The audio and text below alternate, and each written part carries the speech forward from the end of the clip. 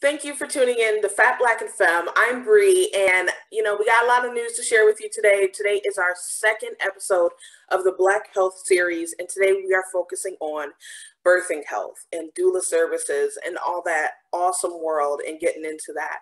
But first, we have a few things to take care of.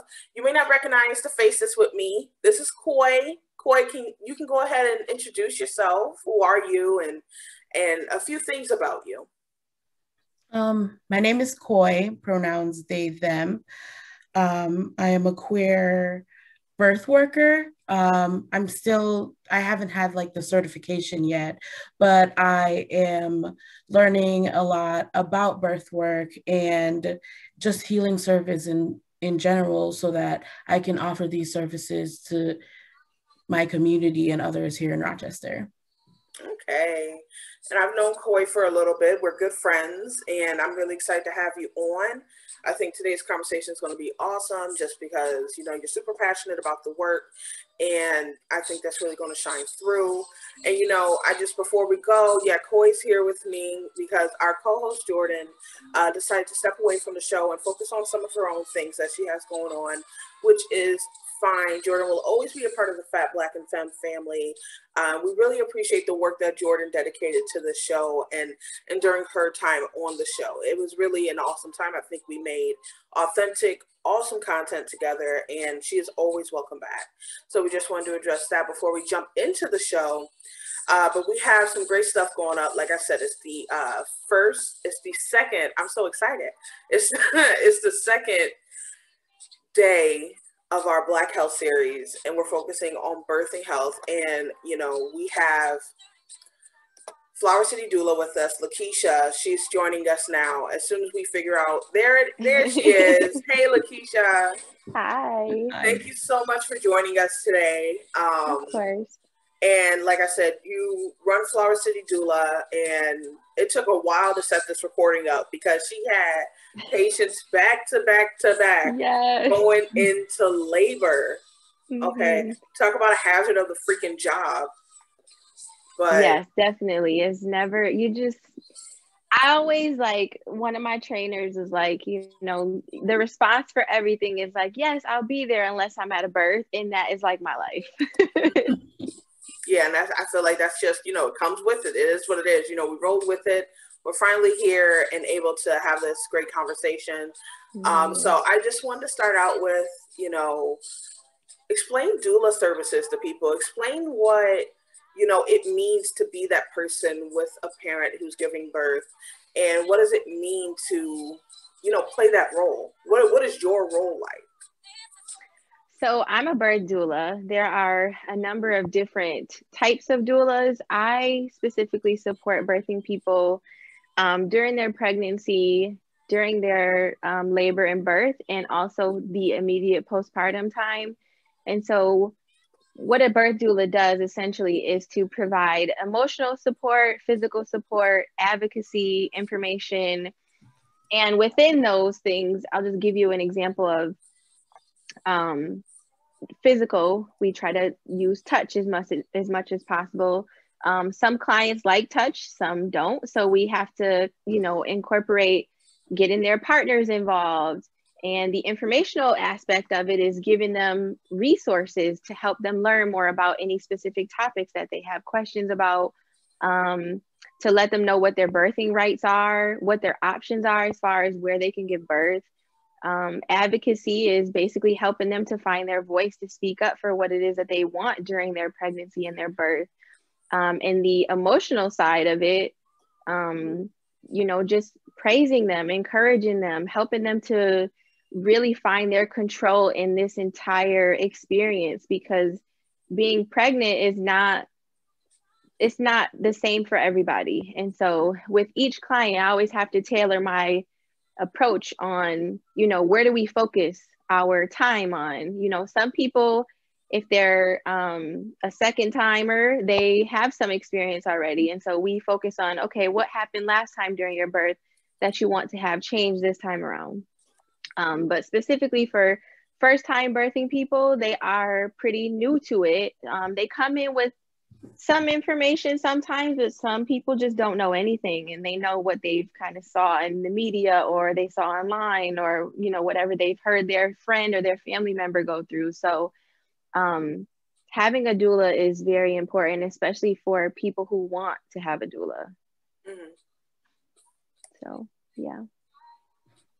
Thank you for that, LaKeisha. Mm-hmm. So you mentioned about letting parents know about their birthrights. I know like sometimes a doula can have hospital births or at home, and especially for parents of color, giving birth in the hospital, there is not a lot of birthrights that they know for themselves. And sometimes some birth workers work differently, where they think that they shouldn't step in, or that it is like our duty as a person of color and a birth worker to decolonize these spaces. So what are some gems that expecting parents who might be listening into this might not know? What are some gems about like birthrights in the hospital or when they're giving birth that they might need to know? So I think the number one is, it's your body. Like, I think as just people in general, we sometimes are very trusting in just the medical system at large. But when you're pregnant, it's not, and it's different for everyone, but I feel like it's not a medical event. Like, you are not sick. It doesn't have to specifically be managed unless you are having some sort of like high risk complications, and that's a whole nother story. But I think just understanding that you can say no to certain things, and what those things are is different between each person. So I think number one is just understanding that you can say no. Like, if someone says, I'll give you an example. And so if you are in labor and someone comes in and they say, we'd really like for you to take this medication, you can decline that.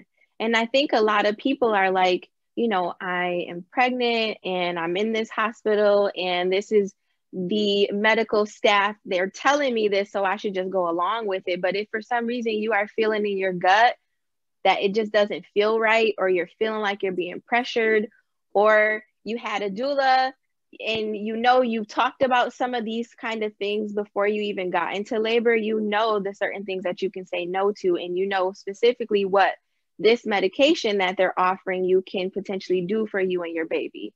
And so having that voice to speak up and say no, I would say is the number one thing that I try to portray to all of my clients, is like, you can speak up for what it is that you want, and you don't have to feel like you're being a burden or you're being, you're just overreacting. It's your body, it's your experience. You need to get exactly what you want out of it. Right. And I think sometimes things change during your labor, right? And so if for some reason you decline it earlier in the day because you want more time and you want to practice some more natural comfort measures, and then you're like, okay, I've been in labor for this many hours and I'd like to add something that may potentially speed up the process or whatever, then I feel like the clients feel they're a part of the decision making, and they're making that decision on their own without being pressured into it. And so every experience is different, but I would say just knowing up front that you have that power to say no at any point. And I'm always like, if for some reason you feel that you're not being cared for properly, you can easily just say like, I'd really like to see someone else. Is there someone else here? Or, I really had this nurse that rubbed me the wrong way. Can you send me somebody else? Like, there's always other staff. And so most times there's an opportunity for that. But it's one of those things, like, you don't have to take the abuse. You know what I mean? Like, you can speak up, and sometimes it takes for that extra person to be in the room, whether it's the partner or the doula, that can interject and say like, hey, during one of our visits, we discussed this specifically, and you said you didn't want to have this happen. Is there something else that we can try? And that prompts the birthing person to make some sort of statement like yes or no. And I think that can be super helpful because sometimes it's a lot of pressure and people can feel really overwhelmed with making those decisions on the spot and being in labor at the same time. Yeah. So yeah, that's super important. Yeah. Thank you so much. Yeah, you're welcome. Yeah, no, advocating for yourself, that's a part of being a Black person in a hospital. I think Right. so many fronts, you know, hospital is a scary place for us, especially Mm-hmm. people who are giving birth, you know, black birth, people who are giving birth 3 times more likely to die than white Right. people when they're in the hospital. Do you Getting think, goosebumps. yeah, it's devastating. Our babies are even more likely to die. Right. And Right. it's absolutely devastating. And do you think the role of a doula, though, you know, can have an impact on those numbers? I think so. I mean, so one of the things that I'm working on, and I'm sure Coy can attest to this too, is just allowing for women of color and Black women to know that this support is available. Like a lot of people didn't even know what doulas were until, you know, Meghan Markle had a doula, and now everybody's doing a Google search to find out exactly what it is. And so I find that when I have clients of color reach out to me, they sometimes think doulas are midwives. And so I always have to make sure they understand, like, as a doula, I am not a medical provider. I don't offer hands-on medical care where I'm checking your blood pressure or doing a belly check. We don't do any of that stuff. We are support based. Like, yes, we do offer physical support, but it's not medical at all. And so number one is like just expressing to women what doulas are and helping them to understand the value in that. But I also think that we only play a small part of this whole system. And so we have to work in collaboration with the healthcare team to really make a shift in these numbers. Like, you know, I have been a doula for 2 years, and there's a very limited amount of providers of color, nurses of color working in the labor and delivery units in our hospitals here in Rochester. And it's hard because, you know, for me specifically, when I gave birth, there wasn't any providers of color in either of my experiences. And so when I'm supporting clients of color, and you know, they have another person that just understands them and understands what they're up against. And so when we also bring in a nurse that's of color or a doctor or a midwife, it just makes that team so much more solid, and this person feels so safe. And not to say that they can't feel safe around other practitioners. It just feels so different when it's somebody that looks like you and that feels like they speak your language. And so I think doulas play a role, but we have to collaborate with the whole entire system for this to change. And I think there's a lot of really good movements and people trying to make changes and programs that are coming up. But I think it has to be people from each, you know, discipline that's coming to the table to really tackle what the real issues are, and not being afraid to point at systemic racism as being a real issue in this whole thing. So we can change the numbers, but it has to be a team effort. Mm-hmm. Yeah, no, team effort. It takes a village, right? All this, you know, this is the things that are going on aren't new. This is this goes back to pre-slave times, to, you know, Black people, Black bodies being prodded and experimented on and sterilized, and just this distrust in the medical system because we've never been looked out by it. Like it's always it's always hurt us, you know. But are there any stories, like, without giving too much information, of course, is there anything you would want to share? You know, like a story that you remember? So I try to be really careful because I want to be respectful for all of my clients. the only real hard experience that I've had, more so on me, but my client was giving birth through the pandemic. This was like COVID was fresh and new, and doulas were, at one point we were not allowed to be in any of the hospitals. And then our governor gave an executive order that said we could be, because we are a part of the essential health team. And so it was something that my client was really nervous about. Like, are you going to be able to be there? And so once we got that like confirmation that I would, it was kind of like she could exhale a little bit and like enjoy the rest of her pregnancy. And so she ended up going into labor and going into the hospital. She's a Black mom, and she asked, "Can my doula be here?" You know, and they told her, no, your doula can't be here. This is like weeks after we got confirmation, even from that hospital, that doulas were allowed as long as we had, you know, proper PPE. And so things worked out to be great for her because her labor progressed really rapidly. And so her baby came really fast. And she did have a support person with her, so she wasn't totally alone. But me being me, I try to think about all aspects before I specifically say like, this is a discrimination issue. Like, I want to just be mindful. I used to work in healthcare as an admin before, so I know sometimes there are other things kind of happening that may interfere with certain things, or maybe the message didn't get communicated. So I said, you know, I sent her a picture of the executive order document that we got from the governor. And I said, we also got confirmation from the chief. And so I'm like, I'm glad you had your baby, like still not wanting to pressure her because she just had a baby. Like, I don't want to stress you out and make this into a huge deal, but I do want to help you and help us advocate for what, you know, just happened and to make sure it's addressed. And so I ended up still going to see her, and I had a little bit of an issue even getting in. You know, that like, you have to check your temperature, which I kind of figured, like this COVID, this is the first birth I'm going to since we were even allowed to come back.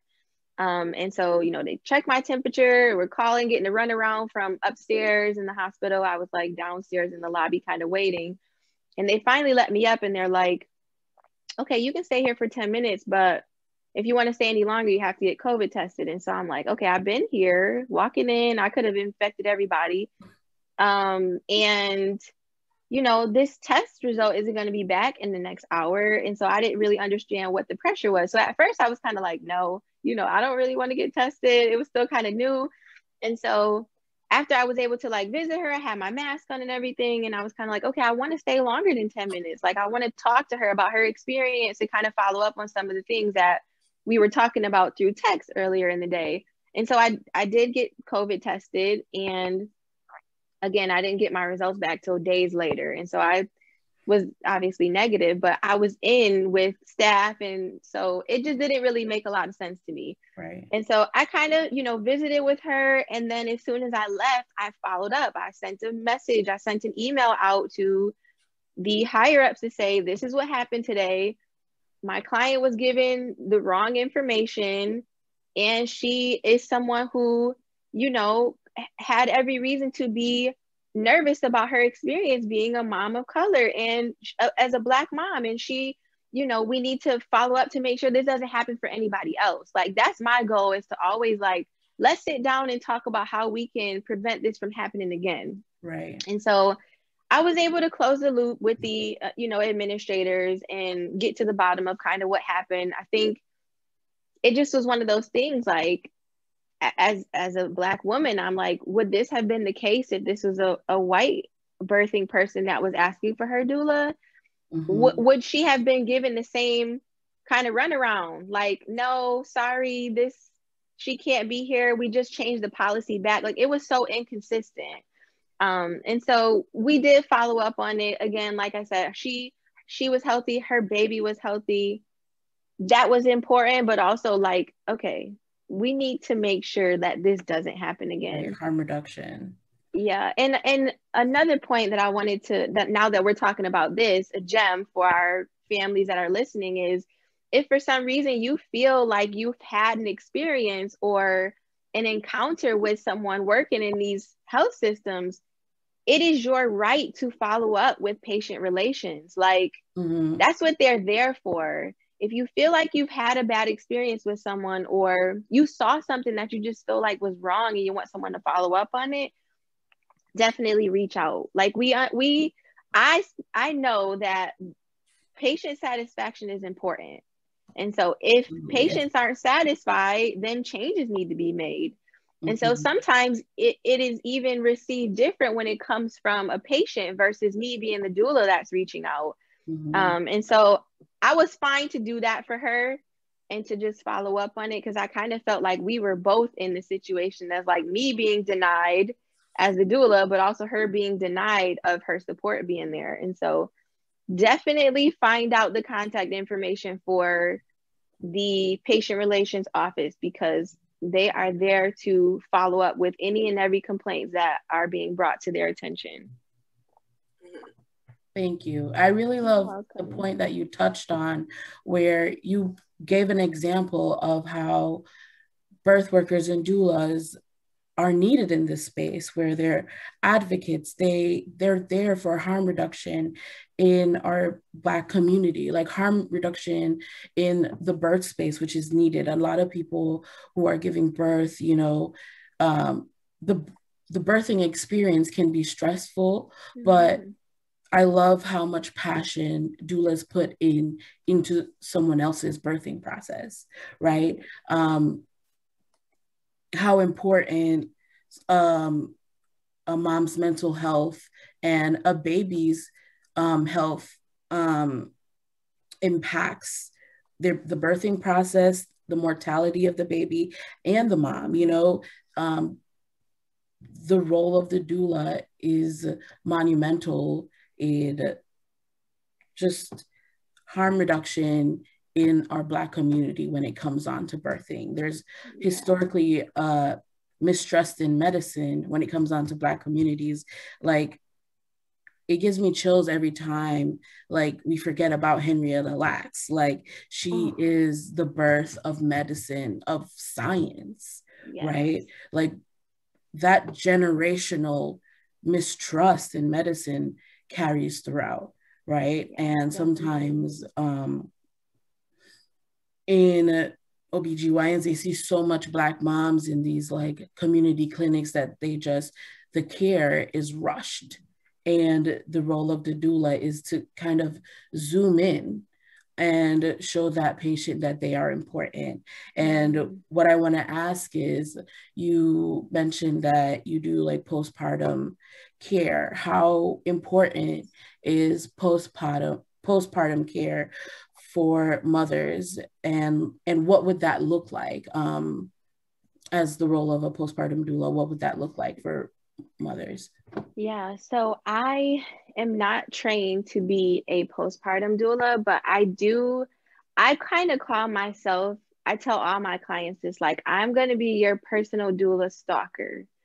And I say that like, it's kind of funny, but I mean it in a way. Like, it's for a good purpose. Like, I'm not going to be at your door, and I'm just going to reach out to you for a set number of days just to make sure you're okay after this baby's born. And so what I try to do is, okay, you have your baby today. If it's earlier in the day, I'm going to check on you later. And so I'll text you and your partner. We have a group chat usually already set up.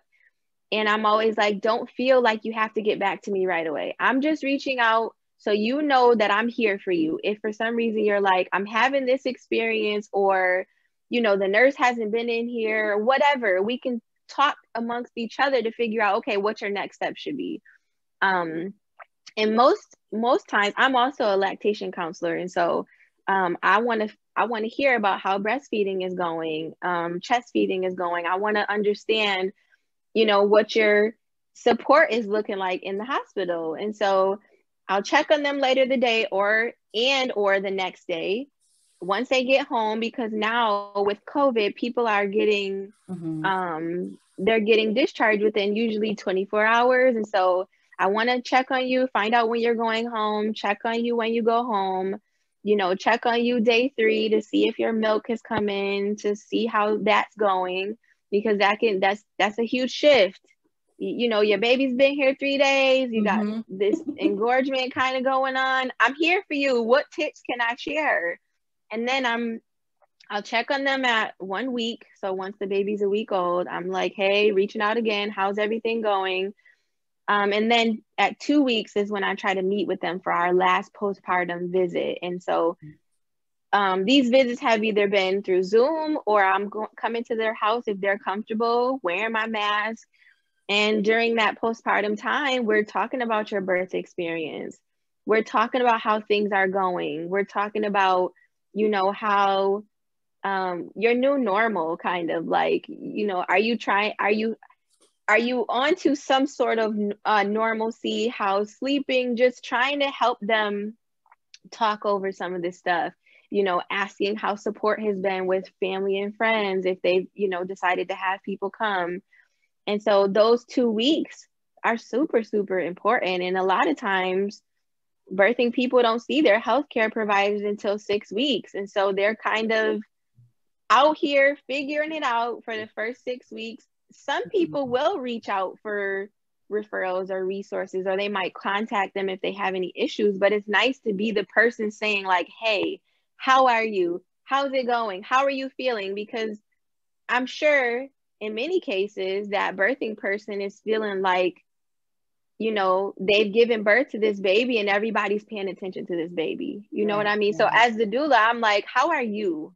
And then how's baby? Like, you as a person, how are you? How's everything going with the baby? Just so they still feel like somebody cares about me, and not everybody's all goo eyes over the baby and not thinking about me. Like, you are healing. You just had a whole baby and you still need support.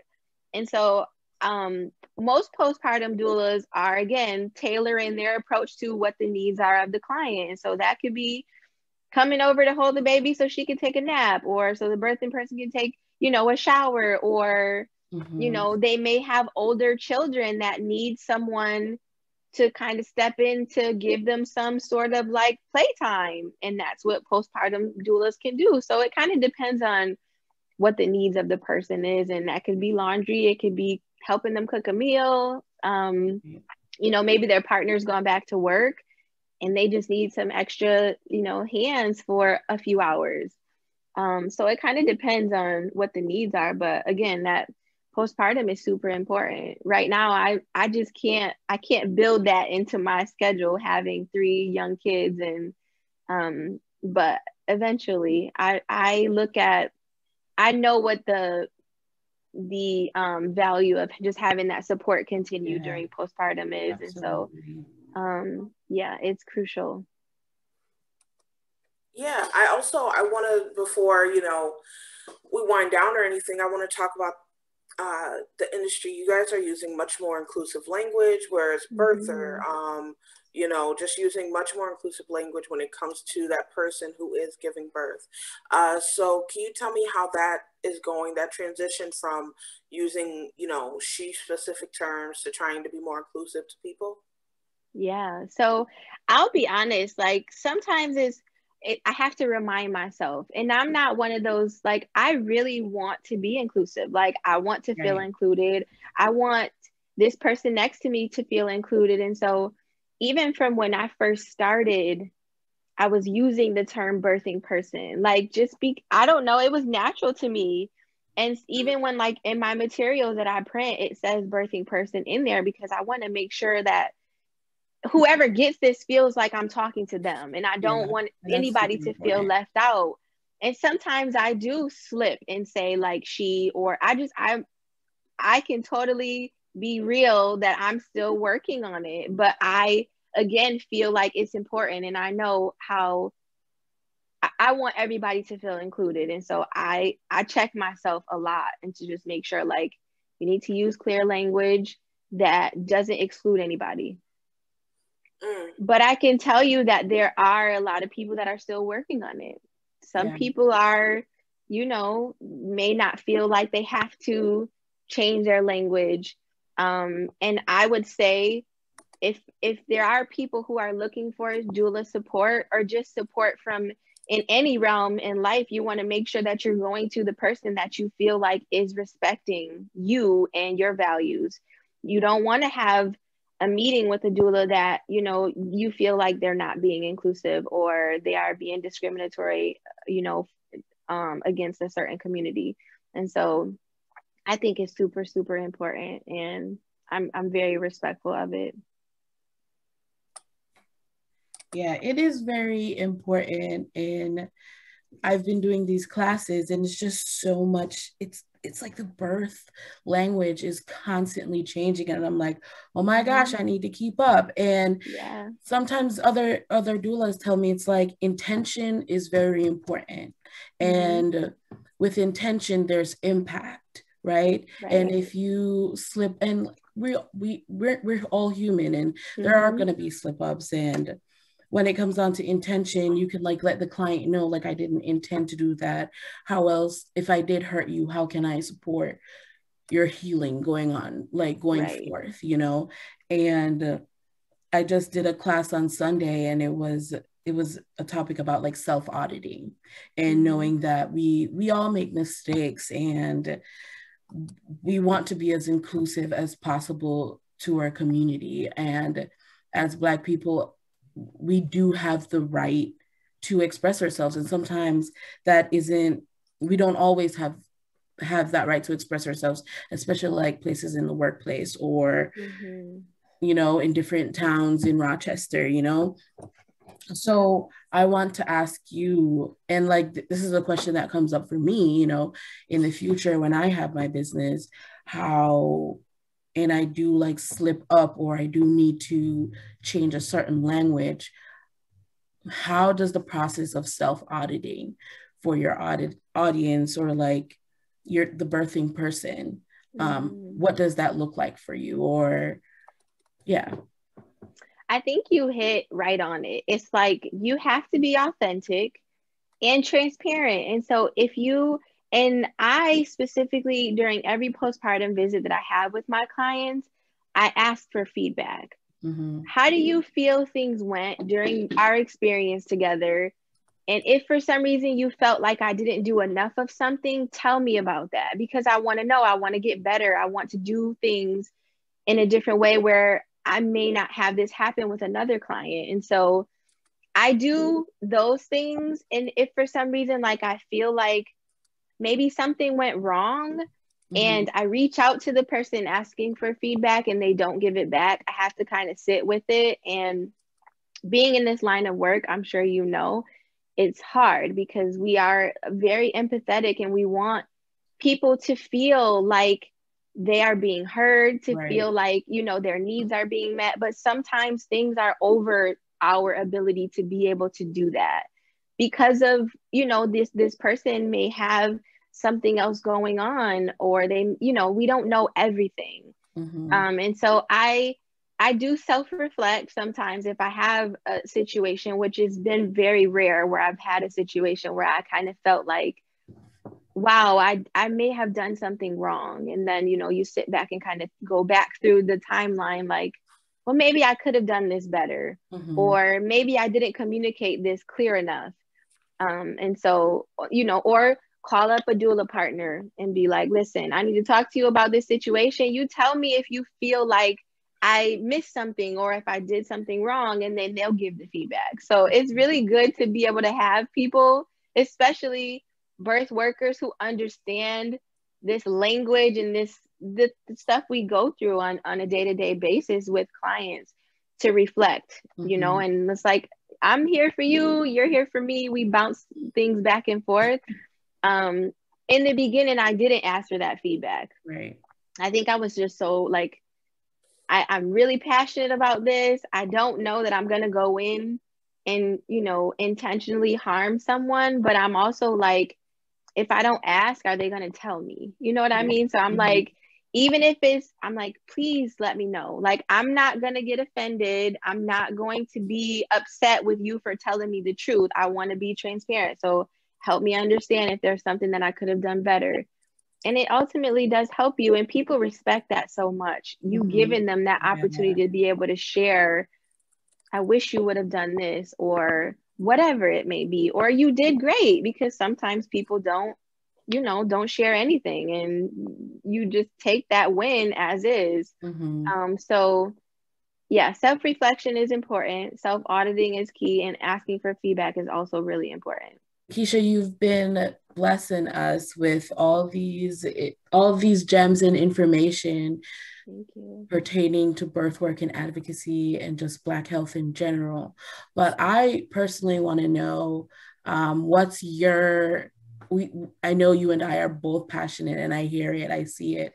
So I want to know, like, what is your personal like value or like mission statement in the terms of like Black health or like Black maternity in general? Like what is pretty much your personal like value system that wakes you up and bring forth this passion? It's a hard one, because I feel like there's a couple different aspects. And so first I'll say it's to just make sure that that person is heard. Like, I want to wake up and service my clients and make sure that they feel like they've gotten all the information that they needed, number one, because I feel like information is part of what can help them have that confidence in themselves and their bodies into doing what they have to do to even bring forth this baby. And so being heard, I would say, is number one. And number two is just being able to give myself to the degree of how I would want someone to support me.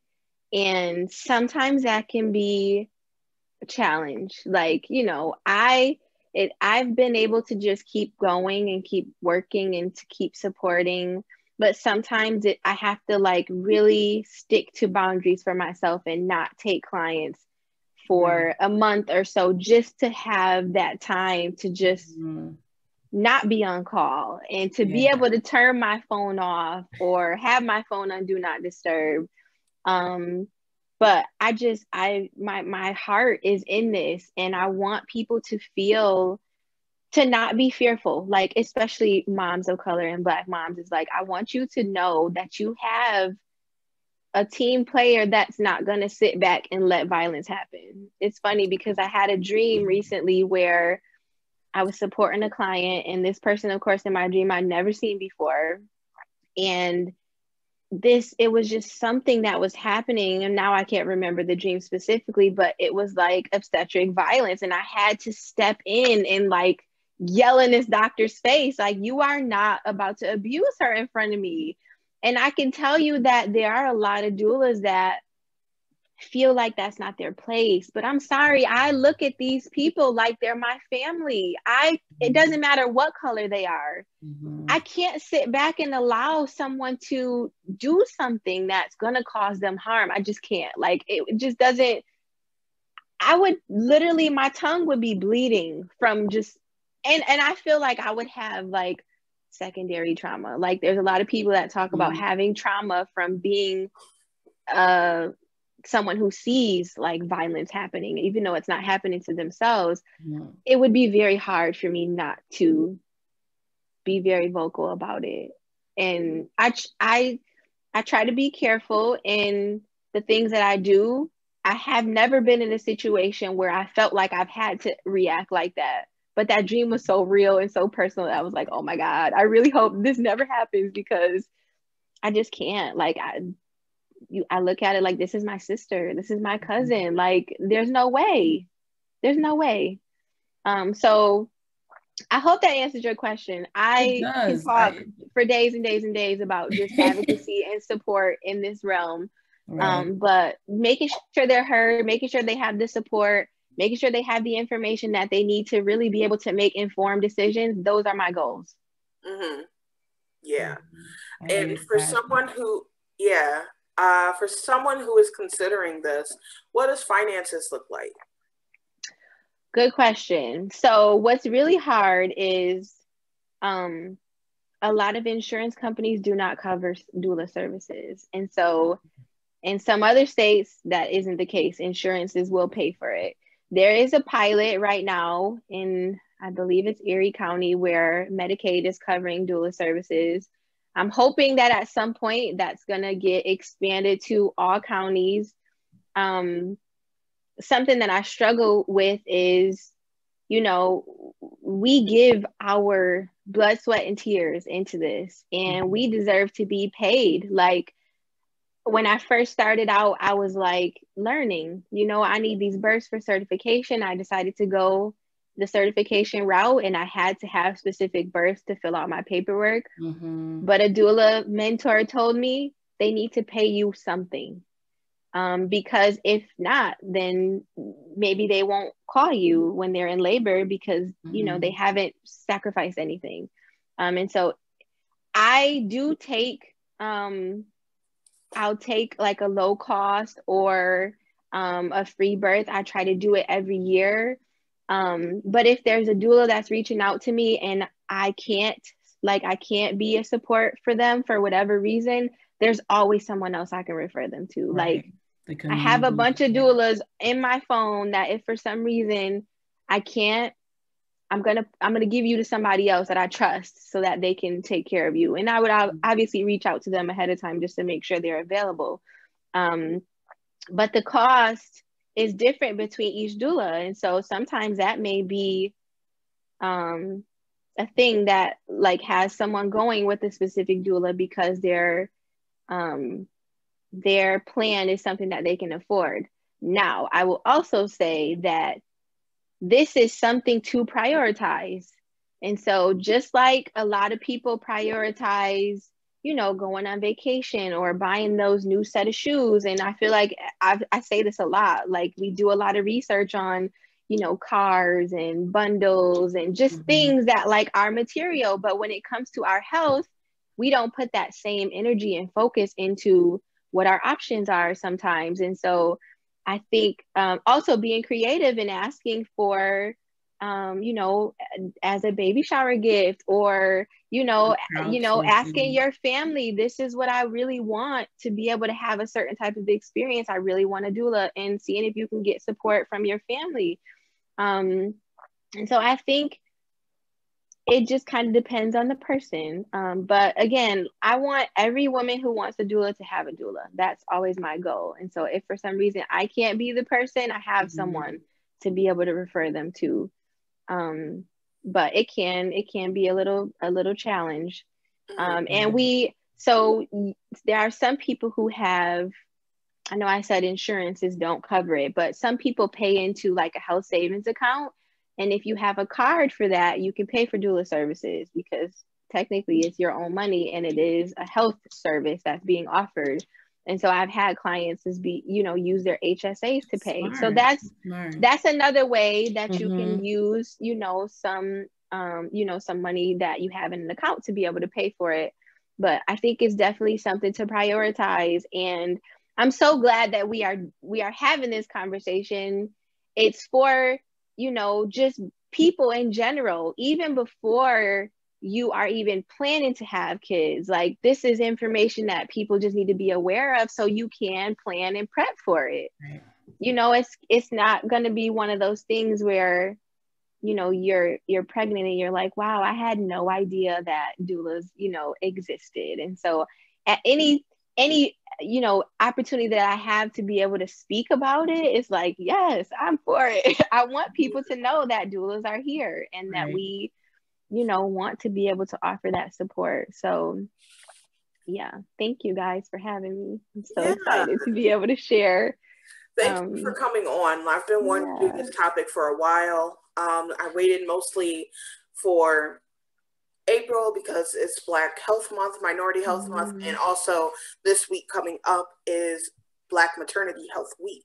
So it's a big focus on it, and we have a and it's a topic that deserves to be talked about, that needs to be talked about, and that isn't really talked about enough. We need to be putting people who are birthing these babies at the front and center, and they deserve all that support. They are literally furthering the human race along, and we really pay attention to their needs and what we really need to give them, a full life after birth as well. You know, that follow-up after. So it's super important conversation. Thank you so much for coming on today. And, you know, if someone is interested in your services down the line, because you're pretty booked right now, but down the line, how right now, contact with you? The best way to contact me is through my website. There is an inquiry form on the contact page. The website is www.flowercitydoula.com. If you send me an inquiry form, I will get back to you within like a couple of days. I'm just going to say, check your spam folder, because I've had issues with every single email that I respond to. When the inquiry comes in, it always ends up in someone's spam. So I'm open, even if people are like, I have questions. There's a lot of information on my website. I have a resource page that has like podcasts to listen to, books, specific websites that have information. And there's, you know, a lot more information about the services that I provide outside of just being a birth doula. I am a placenta practitioner. I do birth photography. I'm a lactation counselor. And I also mentor new doulas. And so reach out to me. You can find me on social media if you know, if you're just like, I just want to see what is this girl about? You can find me on social media too. I post a lot of just informational stuff. I don't feel like I need to withhold that, because I want people to just have the knowledge. So yeah. Cool. We'll send on the Facebook page, our Facebook page, Fab Black and Femme. We'll have links to all that stuff, Flower City Doula, things like that, on the Facebook page, on our Twitter, and on our Instagram. Thank you for tuning in today. I hope you enjoyed the conversation, the second part of the Black Health series, Birthing Health. We had so much fun with LaKeisha today from Flower City Doula. Yes. You're welcome. Thank you for coming. It was my pleasure. Yeah. I had so much fun today. Thank you. Yes, you're welcome. And, you know, the fun continues next week. We're talking with Karen Davis from Trillium Health about sexual health, which all plays into it. We might have done the chicken before the egg, kind of, but but we're going to get into that next week. And, you know, after that, the week after that, we're going to wrap them up with physical health. And you can find everything, the full episodes, on YouTube and Facebook. We'll have clips and things like that, and things you'll want to see. So be sure you're following us there and you like us there. And like I said, Twitter and Instagram as well. So once again, LaKeisha, thank you for coming on today. Coy, thank you for, you know, helping man the ship today. Yes. You know, and of course, thank you for watching, and be sure to stay tuned in with Fat Black and Femme for all your updates. You guys have a great day. Bye.